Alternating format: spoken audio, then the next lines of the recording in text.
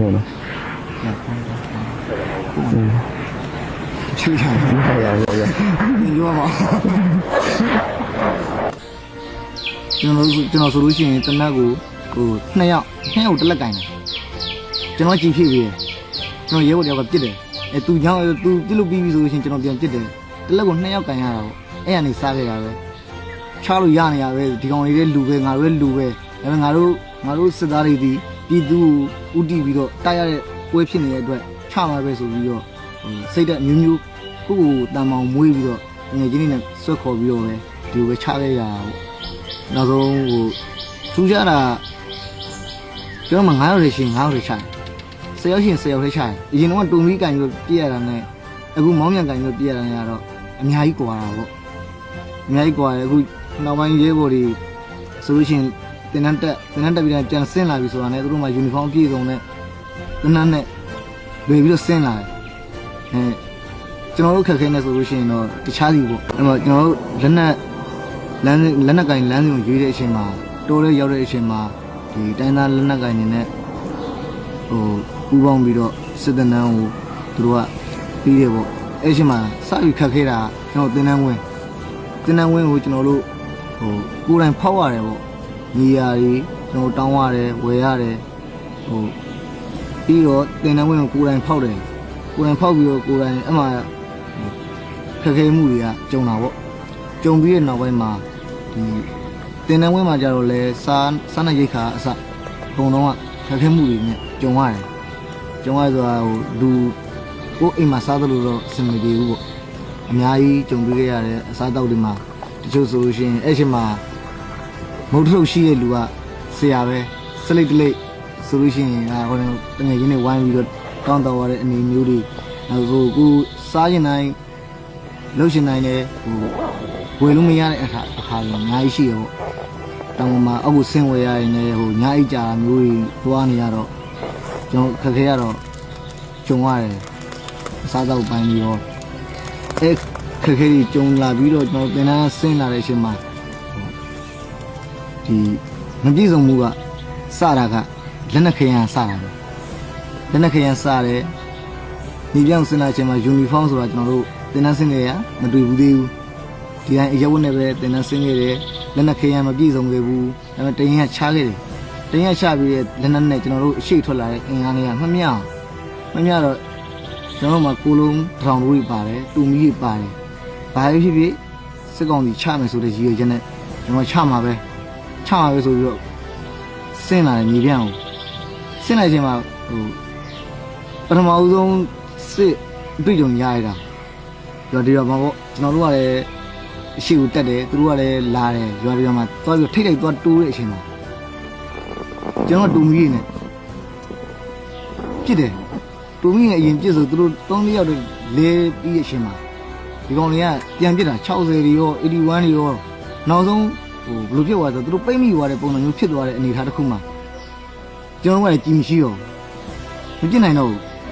တဲ့အချိန်မှာသူတို့ကလည်းပိတ်မိနေတဲ့ပုံစံမျိုးဖြစ်နေကြတော့လေရင်အကူကြီးလာအမှလေရင်စကြေးခံရတာပေါ့ဒီလိုပွဲမှာပဲလေရင်2စီးနဲ့ကျွန်တော်တို့အကြေးခံလိုက်ရတယ်အကြေးခံမှာအဲ့တော့မှဒီတိုက်ပွဲဆိုတာဒါမျိုးကြီးလားဆိုတဲ့စိတ်ကဝင်သွားတော့နောက်ပိုင်းကျတော့ရတယ်အဲ့မှာလက်နက်တွေတချို့ရတဲ့ခါကြီးရှိတော့ကိုအားမကြောက်ဘူးချလို့ရနေရပဲဒီကောင်လေးလူပဲငါတို့လူပဲဒါပေမဲ့ငါတို့စစ်သားတွေဒီပြည်သူဥတီပြီးတော့တိုက်ရတဲ့ပွဲဖြစ်နေတဲ့အတွက်ချမှာပဲဆိုပြီးတော့စိတ်သက်မျိုးကိုတန်မောင်မွေးပြီးတော့ငွေချင်းနဲ့ဆွတ်ခေါ်ပြီးတော့ပဲဒီလိုပဲချခဲ့ရတာပေါ့အခုတော်လိုင်း9နှစ်ကျော်ကြာလာတဲ့အချိန်မှာကျွန်တော်တို့စပြီးတော့တော်လေးရောက်ခဲ့ရတယ်ပြန်ပြီးတော့တွားရတော့မှာပေါ့ဘယ်လိုကြုံတွေ့ရဆိုကျွန်တော်တို့တော်လေးရောက်တယ်ပြန်ဆင်းလာတယ်လက်နက်ခရမ်းမပြည့်စုံယူနီဖောင်းမရှိဘူးခဏဆိုတာလည်းမရှိဘူးအဲ့လိုနဲ့ဆင်းလာတဲ့အချိန်ကနေပြီးတော့ကြုံတွေ့ရတာအဓိကလက်နက်ခရမ်းကြုံတွေ့ရတာပဲကျွန်တော်ဆိုလို့ရှိရင်တနက်ကို2ယောက်တက်လက်ကင်တာကျွန်တော်ကြည့်ဖြစ်ပြီးကျွန်တော်ရဲဘော်တယောက်ကပြစ်တယ်သူကြောင့်သူပြစ်လို့ပြီးပြီဆိုလို့ရှိရင်ကျွန်တော်ပြန်ပြစ်တယ်တလက်ကို2ယောက်ကင်ရတာပေါ့အဲ့ကနေစားခဲ့ရပဲအဲ့တော့လူ90ရှိရင်တနက်က10လက်လောက်ပဲရှိတယ်အဲ့လိုမျိုးနဲ့စပြီးတိုက်ခဲ့ရတာအခုနောက်ပိုင်းမှာကျတော့ ယူနီဖောင်းဆိုလို့ရှိရင်လည်းလူစီရလာတယ်တနက်ဆိုလို့ရှိရင်လည်းလူစီရလာတယ်လက်နက်ခဲယမ်းဆိုလို့ရှိရင်လည်းတဖြည်းဖြည်းပြည့်စုံလာတယ်ပေါ့ပြည့်စုံလာတဲ့အနေမှာကျွန်တော်တို့ကပို့ပြီးတော့စိတ်ကပုံမြင့်လာငါတို့ကငကိုတော့ယူနီဖောင်းတော့မရှိပဲတိုက်ခဲ့တာအခုကြီးကဆိုရဲတဖြည်းဖြည်းဆင်းလာတယ်ပေါ့လက်နက်ဆိုလည်းပြည့်စုံလာတယ်အဲ့လိုအချိန်မှာပြည့်စုံလာတဲ့အချိန်မှာကျွန်တော်တို့ကစိတ်တွေကပို့ပြီးတော့မာလာတာပေါ့ပို့ပြီးတော့တိုက်လို့ခိုက်လို့စိတ်ပုံများလာတယ်ဒီလက်နက်ဆိုလို့ရှိရင်လည်းအခုတင်းတစ်ခွဲကြီးချပေးတယ်အပေါ်ကလည်းချပေးတယ်ကျွန်တော်တို့တိုက်ပြီးတော့လည်းယူတယ်ဒါမျိုးကြီးအမျိုးမျိုးလက်နက်တွေကတော့ပြည့်စုံလာတာပေါ့အရင်အခက်ခဲနဲ့ဆိုလို့ရှိရင်အရင်တော့တုံမီးကင်ပြီးပြည့်ရတာနဲ့အခုမောင်းမြန်ကင်ပြီးပြည့်ရတာနဲ့ကတော့အများကြီးကွာတာပေါ့အများကြီးကွာတယ်အခုနောက်ပိုင်းရဲဘော်တွေဆိုလို့ရှိရင်တင်တန်းတက်ပြီးတော့ပြန်ဆင်းလာပြီဆိုတာနဲ့သူတို့မှယူနီဖောင်းပြည့်စုံနဲ့တနန်းနဲ့လွယ်ပြီးတော့ဆင်းလာတယ်ကျွန်တော်တို့ခက်ခဲနေဆိုလို့ရှိရင်တော့တခြားစီပေါ့ကွာတာပေါ့အများကြီးတိုးတက်လာမှုရှိတာပေါ့ငကိုတော့ကျွန်တော်တို့စီကမ်းမိုင်းပေါ့တင်တန်းတက်တယ်ပြန်ဆင်းလာတယ်အစုဖွဲ့ဆိုတဲ့ကိုယ်ပြောမလို့တစ်ဖွဲ့စာလောက်ကလေးပဲအစုဖွဲ့ဆိုတာရှိခဲ့တယ်အခုနောက်ပိုင်းထပ်တိုးပြီးတော့တက်လာတာကအောင်မြင်မှုတွေကြလာတဲ့အမျှတရင်တက်ဖွဲ့တွေစူးစီးမှုတွေစိတ်သက်ခိုင်မာမှုတွေဒါအများကြီးတိုးတက်လာတယ်ပေါ့တရင်နဲ့တရင်ဆိုလို့ရှိရင်လည်းညီကိုတွေကိုမဟာမိတ်တွေလို့ပူးတွဲလှုပ်ဆောင်ကြတယ်ငကိုတော့ကျွန်တော်တို့လောက်ခဲ့တဲ့အချိန်တုန်းကဆိုလို့တောင်ပေါ်ကနေဆင်းလာတဲ့အချိန်မှာဆိုလို့ရှိရင်စီကန်းဆိုတာလည်းဘာမှမသိဘူးဒီလက်နဲ့ကိုင်းနေစစ်ကောင်စီချလို့ရရင်ချမယ်ဆိုတဲ့ပုံစံမျိုးပဲကျွန်တော်တို့မှာစိတ်ထဲမှာရှိတယ်အခုနောက်ပိုင်းကျတော့သူ့ဘာနဲ့သူစီးစနစ်တကြပေါ့ဒီကလွတ်ရင်ဒီကဖြစ်တော့မယ်ဒါမှားလားမှန်လားဒါမျိုးကြီးအစစီကံပိုင်းတွေရောတိုင်းတစ်ခွဲအနေနဲ့အများကြီးတိုးတက်လာမှုတော့ရှိပါတယ်နောက်ဆုံးထူးခြားတာကျွန်တော်မှ9ရောက်ရှိ9ရောက်ချတယ်10ရောက်ရှိ10ရောက်ချတယ်သူတို့လာတာကိုကျွန်တော်တို့စောင့်တယ်ပြောမယ်ဆိုလို့ရှိရင်ဒီသူတို့ရဲ့လှုပ်ရှားမှုရန်သူရဲ့လှုပ်ရှားမှုကျွန်တော်ကြည့်ပြီးတော့တုံးတက်ပြီးတော့ချတာပေါ့အခက်ခဲကတော့ငကိုကြံခဲ့တဲ့9နှစ်ကလေးကခက်ခဲပေါင်းများစွာနဲ့ကျွန်တော်တို့ဖြတ်တန်းခဲ့ရတယ်အပိုင်းကနေစပြီးတော့အခုချိန်မှာကျွန်တော်တို့ပြည်စုံတဲ့တက်တစ်ခုဖြစ်တည်ထောင်ပြီးတော့အရှိကိုဆက်နေပြီပေါ့ဆက်နေချိန်မှာကျွန်တော်ကတော့ချလို့ရရင်ချမယ်အပေါ်ကကွန်မန်းကိုကျွန်တော်ကြည့်တယ်ချလို့ရရင်ချမယ်လုပ်လို့ရရင်လုပ်မယ်ဒီတိုင်းပဲနေကြတယ်ကျွန်တော်တို့စိုးမိုးထားတဲ့နေမြေမှာဆိုလို့ရှိရင်အခုဆိုစစ်ကောင်စီဆိုလို့ရှိရင်လေရင်နဲ့မကြာခဏလာကျဲတာမျိုးတို့ဒီလက်နက်ကြီးပစ်တာမျိုးတို့ဒုံးနဲ့လာချတာမျိုးတို့မကြာခဏတော့ရှိရပေါ့ရှိတာလဲကျွန်တော်တို့လာချတာမဟုတ်ပြည်သူကိုတမင်ကချတယ်ဘာဖြစ်လို့ပြည်သူကကျွန်တော်တို့ဘက်မှာရက်တည်နေပြီဆိုပြီးတော့ရွာကိုတမင်ကမဲတဲ့ပုံစံမျိုးနဲ့လေရင်ပစ်တယ်လက်နက်ကြီးပစ်တယ်ပြည်သူတွေမနေရအောင်လုပ်တယ်စိတ်ကြစရာကတော့ဒီပြည်သူတွေနဲ့ပတ်သက်ပြီးတော့မကြားဘူးရယ်နောက်တစ်ခုကျွန်တော်တို့မှာကတိုက်ပွဲဖြစ်ပြီဆိုလို့ရှိရင်ကျွန်တော်တို့မှာအလင်းမမီတာပေါ့စေးဝါအလင်းမမီတာတွေရှိတယ်စေးဝါလင်းမမီတာတွေဆိုလို့ရှိရင်ကျွန်တော်ရဲဘော်တွေအသက်တွေပေးဆိုင်သွားတာရှိတယ်ဒါကတော့မလိုအပ်ဖက်နဲ့ပေးဆက်မှုတွေနဲ့ကျွန်တော်ကြုံတွေ့ရတာပေါ့အခက်ခဲလေးတော့ရှိလာပါကျွန်တော်ငကိုယ်တော့ကြုံတွေ့ရတဲ့အခက်ခဲဆိုလို့ရှိရင်အများကြီးกว่าငကိုယ်တော့ဆိုလို့ရှိရင်ကျွန်တော်တို့ဒီမုတ်တုံးတော်မှာ5ယောက်စားရတဲ့ပုံစံမျိုးကြီးရှိတယ်အသားငါစားခြင်းလို့မစားရတဲ့အခက်ခဲကြီးရှိတယ်အခုဒီနေရာတစ်ခုရောက်လာတဲ့အချိန်မှာကျွန်တော်တို့နေပြန်ရောက်လာတဲ့အချိန်မှာစားခြင်းတာဝယ်စားလို့ရတယ်အခက်ခဲကတော့ရှိပေမဲ့ငကိုအခက်ခဲကိုတော့လုံးဝမမီဘူးပေါ့လုံးဝမမီငကိုတော့ကျွန်တော်တို့တော်လေးဒုက္ခရောက်ခဲ့တယ်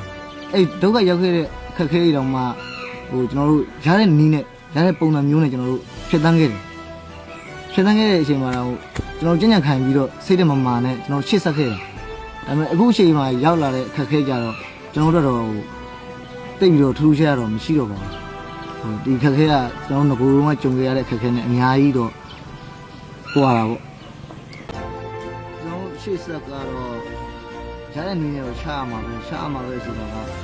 ချတဲ့တော့ကျွန်တော်တို့တူးတယောက်တည်းတစ်ဖွဲ့တိုက်လို့လည်းမရဘူးအဖက်ဖက်ကပြည်စုံနေမှဒီတော်လိုင်းရဲ့အများဆုံးပြီးမှာပေါ့ပြီးတဲ့အချိန်မှာလည်းအခုကျွန်တော်တို့ဒီတောင်ပိုင်းတိုင်းဆိုလို့ရှိရင်ဒါ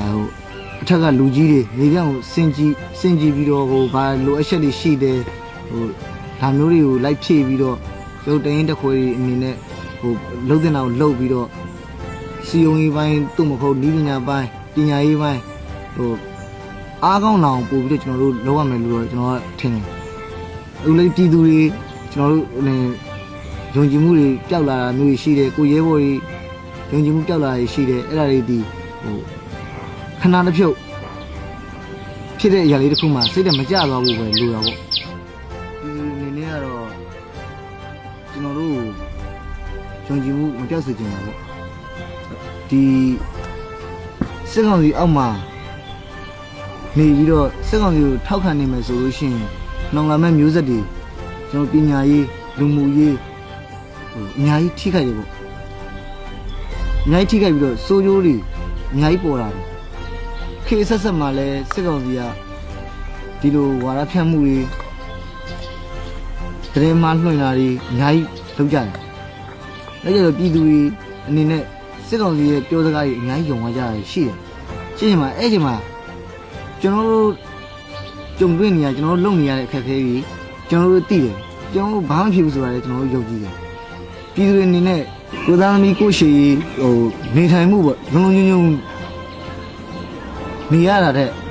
ဒီစစ်ကောင်စီလက်ထက်မှာနေရတယ်ဆိုရှင်အခုအများတွေ့နေကြတဲ့အတိုင်းပေါ်တာဆွဲတာတစ်မျိုးဓမြတိုင်းမှုဖြစ်တာတစ်မျိုးလူရဲမှုဖြစ်တာတစ်မျိုးနဲ့ဒီမလုံမကြုံတဲ့ဘဝကြီးမှာတစ်သလုံးနေတာနဲ့ဆိုင်ကျွန်တော်တို့နဲ့လက်တွဲပြီးပူးပေါင်းပြီးတော့ဒီအာဏာရှင်ကိုတွန်းလာမယ်ဆိုလို့ရှိရင်ပို့ပြီးတော့အနာဂတ်တွေလည်းလှပလာမယ်အောင်မြင်မှုတွေလည်းအများကြီးရလာမယ်ပေါ့ပြည်သူတွေအနေနဲ့ကတော့